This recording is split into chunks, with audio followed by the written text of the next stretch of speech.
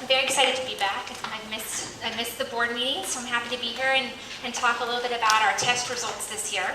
The state decided to be on time and actually a little bit early this year in giving the districts CST, which is California State Testing Data.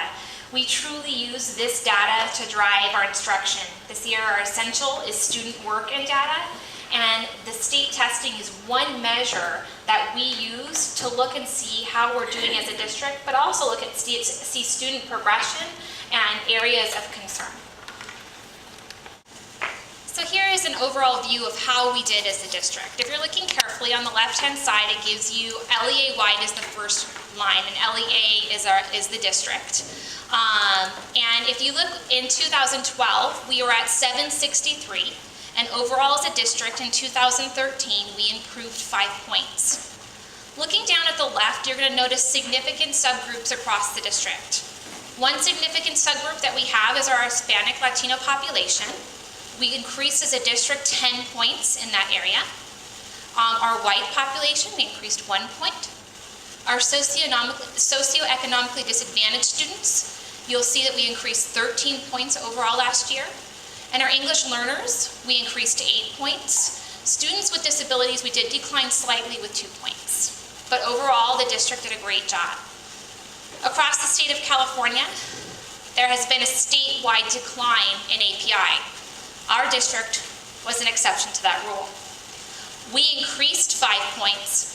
The county only had most of its schools increase 1 point, and across California, you're going to see API decline for many, many districts. So that's a big celebration for our district. You're going to notice this is English and Language Arts. At the very top is our advanced students. The light green is proficient.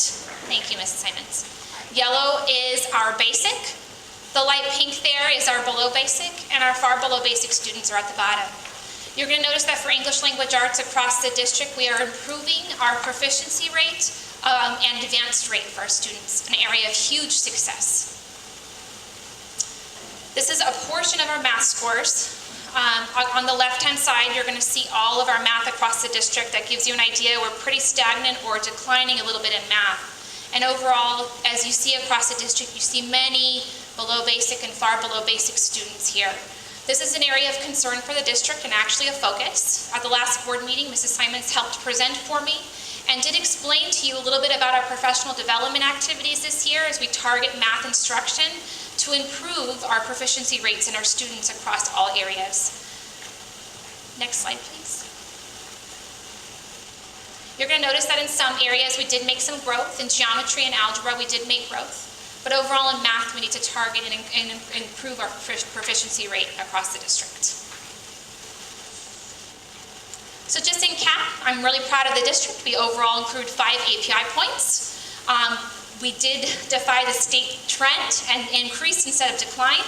I'm so proud of our work in closing the achievement gap for many of our subgroups. But we continue to need to work on our math proficiency, students with disability, and to improve our API overall. Looking quickly at each site, Agua Dulce did a fantastic job. Next slide, please. You are going to see that overall Agua Dulce did increase 1 point from 812 to 813. But if you look at the huge growth that they made in one of their significant subpopulations, Hispanic and Latino students increased 37 points. So that is a testament to Mrs. Simons' amazing uninterrupted block and intervention program she has at her site. For socioeconomically disadvantaged students also increased 10 points. An area of concern and something we still need to work on is our white subgroup as we raise the bar and continue to make sure that our largest subgroup continues to increase in proficiency rates. Again, Agua Dulce is above the state standards. You'll see that the county and the state are functioning around 700s, high 700s. Agua Dulce campus is at 813, which is above the state standards. You're going to see that this last year, an area of focus for Agua Dulce is going to be English and Language Arts. There was a slight decline in the amount of students that were proficient and advanced, but as we continue to provide intervention, I know we're going to see these numbers improve. The exact opposite happened for math. We had a huge increase in students at Agua Dulce for their math proficiency and advanced rates. And if you look, we have almost no far below basic students in math. So we are really doing a great job at Agua Dulce preparing our students for the future of math. Again, I did this as a recap. I'm really proud of the hard work that Agua Dulce has done to close the achievement gap, especially for the Spanish and socioeconomically disadvantaged students. And they will continue to focus on English language arts and really look at their white subgroup and make sure that we are continuing to increase proficiency rates. And Meadowlark. Very proud of the work at Meadowlark as well. School-wide, we improved 5 points overall. Next slide, please, Mrs. Simons. School-wide, we improved 5 points. The Hispanic and Latino subgroup, which is a little smaller at Meadowlark, improved 8 points. The white population went down just a little bit with 1 point, but a really targeted area last year here at Meadowlark Elementary School was our socioeconomically or Title I students. They increased 36 points. A fantastic closing of this achievement gap and a testament to our before and after school and built-in interventions. Again, Meadowlark continues to stay above the state and county expectations. Much like Agua Dulce, English language arts is an area where overall the school needs to work on improving proficiency rates and continuing to provide interventions. And much like Agua Dulce, math is also a trend where we're working to really, where we continue to do well on having proficient and advanced students. So really proud of the hard work that the staff did at Meadowlark last year and really showing that our interventions that have been put into place are making a huge difference for our subgroups. High Desert. Next slide, please. High Desert had a challenging year this last year. Across the board, High Desert declined. Overall, the school lost 28 points in proficiency. And all the way down the board with our subgroups showed some decline. And we are working as a district to determine exactly why this is, working with our new principal to make sure that we are providing during the school day interventions, before and after school interventions to ensure that we are continuing to increase our proficiency rates. High Desert just a few years ago was at 800. And I know that with some work and some intervention and differentiated instruction, we are going to get our students at High Desert back to where they need to be. So knowing that this is where they are, but not where they're going to end up being, is something we are using to make sure that we drive and use data to drive instruction. So High Desert is a little bit, it's in line with the county, but then again a little bit below the state average at this point. There was a slight decrease for English language arts. And again, math tends to be an area of focus across the district and especially here at High Desert. Although there's a significant celebration in the geometry, we had just a few students taking that course and most of them did very well.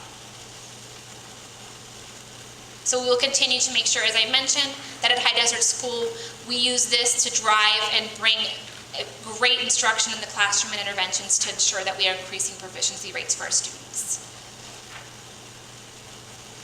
A huge celebration for the district is the hard work and dedication of our Vasquez High School staff. I'm so proud and honored to show you this today. School-wide, Vasquez High School has worked extremely hard to provide interventions, improve teaching that's going on in the classroom, and this is a huge testament to Ty DeVoe and his amazing staff. If you noticed, from 2012 to 2013, the API increased 41 points. But it wasn't just the 41 points. If you look significantly at how much Vasquez High School has closed the achievement gaps for all of our significant subgroups, 53 points for our Hispanic and Latino students, 32 points for our white students, 34 points for our socioeconomically disadvantaged students, and 35 points with our students with disabilities. This is a huge celebration for our site. I am so proud. We still have work to do. You'll see here we are still functioning a little bit below the county line, but where we were last year to where we are now, I cannot wait to see where that light blue line is next year. Look at the huge increase in proficiency in English language arts. Huge. And math still tends to be a struggle, but if you look overall across the Vasquez, in each section, 2013 is on the right, you'll see significant gains in math at Vasquez High School, and that's attributed to the amazing teachers and the hard work of the math department. Great, thank you. Excellent. So overall, very, very proud of Vasquez High School and very, very proud of the district overall. We're working really hard to provide outstanding education for our students, and I hope that you see through our test scores that there's a lot to celebrate this year. But using student work and data, and this is our starting point, these scores are bound to go up in this next year. Thank you to the hard work and dedication of our administration, to the board, to Dr. Woodard, to these scores, and to the teachers for all that they do to make these scores possible. Thank you so much. I have a quick question. Sure. The number of students that took the API test, obviously that's lower than the students that we actually have attending those Sure. each specific school. What's the reason for that? So every child takes state testing at the end of the year in 2nd through 11th grade. So it's only those students. That's just the state mandated rules at that So point. seniors don't take it. Seniors don't take it, and kindergarten and 1st grade students do not take it because they're not ready yet. So at that point, but all other students are expected to take it, and in fact, the amount of students that we have taken isn't taken into consideration by the state, and it's That's why in high desert it's almost identical to the population. Right. Because everybody feels it. right. Right. Any other questions? All right. Thank you so much. Thank you. Thank you. 10.2, Mr. President, if you would, can I back up just a second? I'd like to introduce some staff on this particular. I wanted to also welcome to the district, and you'll be getting a clear interview. We've done all that kind of stuff with some of these folks. But Kelly Sutliff is a new teacher. She's an elementary teacher at Agua, Dulce Elementary School. Really happy to get her. Really happy to get Paul. And I apologize, I can't pronounce his last name. Janet? Huh? Cho, that's it. So it's just a little different spelling. But Paul, again, is an incredible young man, fantastic teacher. Very happy to have him. Then we have Erin Steyer. She's also at Agua Dulce Elementary School. And again, same scenario. All three of these individual elementary teachers are amazing. Very happy to get them. What was the first? The first one is Kelly Sutliff. It's in your HR report too. I don't know if you. Yeah. Okay. And then at the high school, we hired a young lady. Her name is Kristen Phillips. She's an English teacher there. Again, just so happy to get these teachers, and it's a good time to hire people when everyone else is laying off. So we get cream of the crop, and each of these are. And lastly, and in no way least, I wanted to introduce Reyna Smith. Reyna, if you could come up real quick. Reyna is a local girl, meaning she lives in town. She's going to be the Dean of Students at Agua Dulce, but also understand she's currently in transition as interim principal for potentially Einstein next year. So obviously why I say potentially is that you have to be established, and we're going, but this is going to be basically her role. She knows that. Reyna's story is one that, for me, is just, again, the American dream, if you will, for me. She's a first-generation immigrant from Mexico, and came here, learned the language, went through school, got her master's degree, and she's now in a doctoral program specific to, and we are very happy about her skill set as in EL, bringing that EL skill set and really bolstering some of our EL programs, but not predominantly that, just a first-class educator, from one that knows instruction to the bone. She's a teacher, again, that's an instructional leader. She's a teacher first and a management expert second. Very happy to have Reyna. So welcome to the district, Reyna. So you can make a few comments if you'd like. Thank you for that introduction. You have to live up to it now, that's it. Exactly.